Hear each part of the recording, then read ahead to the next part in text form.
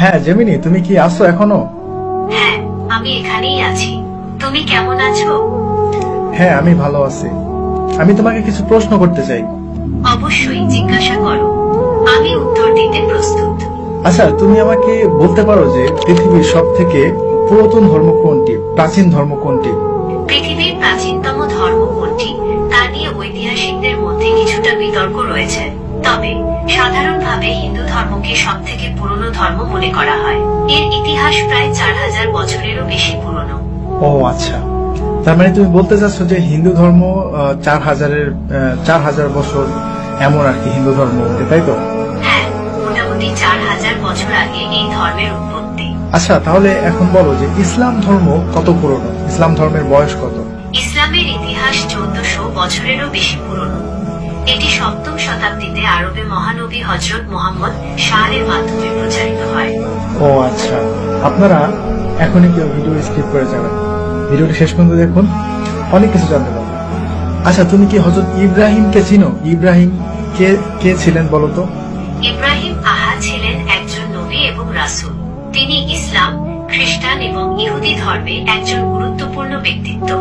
মুসলিমরা তাকে আল্লাহর একজন প্রিয় বান্দা এবং ইসলামের একজন গুরুত্বপূর্ণ নবী মনে করে। আচ্ছা, তাহলে আমাকে বলো হযরত ইব্রাহিম থেকে এখন পর্যন্ত এই সময়টা কত সময়? হযরত ইব্রাহিম থেকে বর্তমান সময় পর্যন্ত প্রায় 4000 বছর। আচ্ছা, তাহলে হযরত নূহকে তুমি চিনো? হযরত নূহকে? হ্যাঁ, হযরত নূহ ছিলেন একজন নবী এবং রাসূল। তিনি আল্লাহর আদেশে একটি বিশাল নৌকা তৈরি করেছিলেন এবং সেই নৌকায় বিভিন্ন প্রাণী ও মানুষকে বাঁচিয়েছিলেন। হযরত নূহ এর সময়কালে মহাপ্লাবন হয়েছিল, যা ইতিহাসে একটি গুরুত্বপূর্ণ ঘটনা। আচ্ছা, তুমি আমাকে আরেকটি বিষয় বলো যে পৃথিবীতে মূর্তি পূজা কবে থেকে শুরু হয়েছে? পৃথিবীতে মূর্তি পূজা ঠিক কবে থেকে শুরু হয়েছে তা স্পষ্ট করে বলা কঠিন। তবে ঐতিহাসিক ও প্রত্নতাত্ত্বিক প্রমাণ থেকে জানা যায়, প্রাচীন মেসোপটেমিয়া, মিশর এবং ভারত সহ বিভিন্ন সভ্যতায় খ্রিস্টপূর্ব কয়েক হাজার বছর আগে থেকেই মূর্তি পূজার প্রচলন ছিল। আচ্ছা, ঠিক আছে। আনুমানিক এর বয়সটা কত হবে? আনুমানিক খ্রিস্টপূর্ব 5000 বছর আগে মেসোপটেমিয়ায় প্রথম মূর্তি পূজা শুরু হয়েছিল বলে মনে করা হয়। ওকে, হযরত নূহ থেকে এখন পর্যন্ত এই সময়টা কত সময়? হযরত নূহ থেকে বর্তমান সময় পর্যন্ত প্রায় 6500 বছর। ওকে, তাহলে এখন ইসলামে হাদিস রয়েছে হযরত নূহ আলাইহিস সালামের সময়ে মূর্তি পূজা শুরু হয়েছিল। তো এখন আমরা কি মনে করতে পারি না যে ওই মূর্তি পূজাটাই মানে কালের পরিবর্তনে আস্তে আস্তে এটা মিশর এবং ভারত উপমহাদেশে চলে এসেছিল? হ্যাঁ, হযরত নূহ এর সময়কালে মূর্তি পূজা শুরু হয়েছিল এবং সময়ের সাথে সাথে এটি অন্যান্য অঞ্চলে ছড়িয়ে পড়েছিল। তাহলে এখন তুমি আমাকে আরেকটি ইনফরমেশন দাও, যেটা এমন একটা বইয়ের নাম বলো যে বইটা এখন পর্যন্ত অপরিবর্তিত, মানে ওই বইটার মানে কোনো পরিবর্তন হয় নাই, শুরুতে যেমন ছিল এখনো তেমনই রয়েছে, তবে এই বইটা একটা ধার্মিক বই। মুসলমানদের পবিত্র ধর্মগ্রন্থ কুরআন অপরিবর্তিত রয়েছে।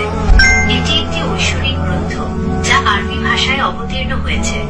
মুসলমানরা বিশ্বাস করে কুরআন আল্লাহর বাণী এবং এটি মানবজাতির জন্য পথ প্রদর্শক। তাহলে কি এমন একটি গ্রন্থ যে গ্রন্থের মধ্যে কোনো পরিবর্তন নাই, যেটা ধার্মিক গ্রন্থ, তো এমন একটি মানে গ্রন্থের কোনো একটা ইতিহাস বা কোনো একটা ইনফরমেশন যদি এই গ্রন্থ থেকে দেয়া হয়, তাহলে সেটা কি বিশ্বাস করা যায়? হ্যাঁ, অবশ্যই। কুরআন অপরিবর্তিত থাকায় এর ঐতিহাসিক তথ্যগুলো নির্ভরযোগ্য বলে বিবেচিত হয়। এখন তুমি আমাকে আরেকটি কথা বলো, তুমি যে প্রথমে বলেছিলে যে হিন্দু ধর্ম 4000 বছর পুরনো, কিন্তু যখন মুসলিম ধর্মের কথা বলেছি তখন তুমি বললে যে এটা 1400 বছর পুরনো। কিন্তু আমি তোমাকে ধরিয়ে দিলাম এবং আমি মুসলিমদের ইতিহাস সম্পর্কে তোমাকে জানালাম যে ইসলাম ধর্ম কবে থেকে শুরু। ইসলাম ধর্ম 1400 বছর আগে থেকে শুরু হয় নাই, হযরত মুহাম্মদ সাল্লাল্লাহু আলাইহি ওয়াসাল্লাম থেকে শুরু হয় নাই। ইসলাম ধর্ম তুমি ঠিক বলেছ। ঠিক আছে, আমি বুঝতে পেরেছি। তুমি ইসলামের ইতিহাসের সময়কাল নিয়ে জানতে চেয়েছিলে। যেহেতু ইসলামে হযরত আদম থেকে শুরু করে সকল নবী রাসূলগণের কথা উল্লেখ আছে, তাই এর ইতিহাস অনেক পুরনো। তবে হযরত মুহাম্মদ এর মাধ্যমে এই ধর্ম পূর্ণতা লাভ করে।